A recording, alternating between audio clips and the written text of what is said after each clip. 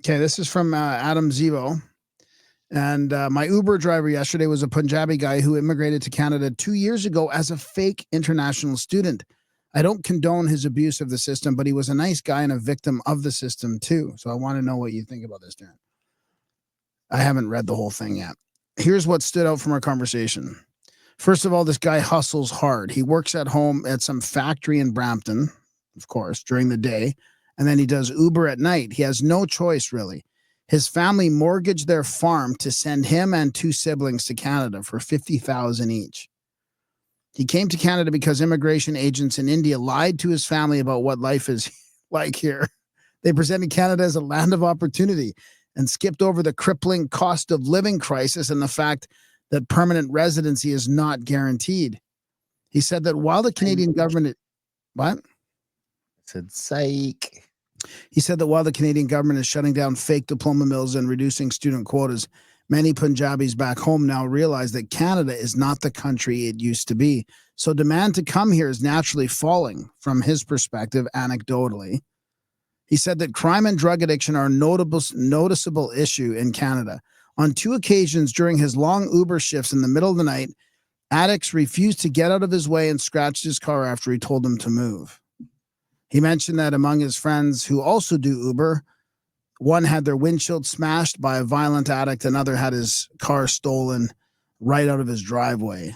My Uber driver claimed that among his community, there is a story going around of 2 Punjabi store owners who subdued and temporarily handcuffed a shoplifter, only to be threatened with arrest when the police arrived because they were infringing upon the criminal's rights. I mean, that might sound crazy to Americans, but that's pretty much the way the narrative goes up here.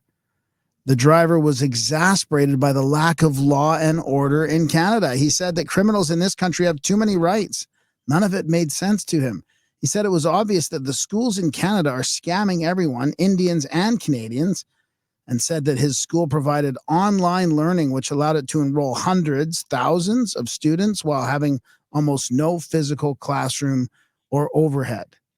The whole conversation was really grim. I didn't know what to tell him, aside from the defeated admission that Canada is not the country it used to be just a few years ago.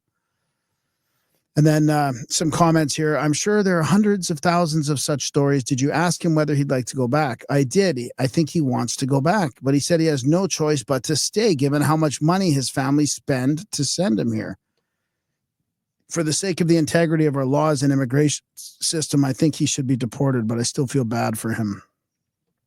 Shakespearean Danger Monkey says, Indians who are scamming the Indians, who are scamming the Indians, who are scamming Canada. Yeah, this guy, I mean, there's a lot of comments that are like, depressing all around. Too bad.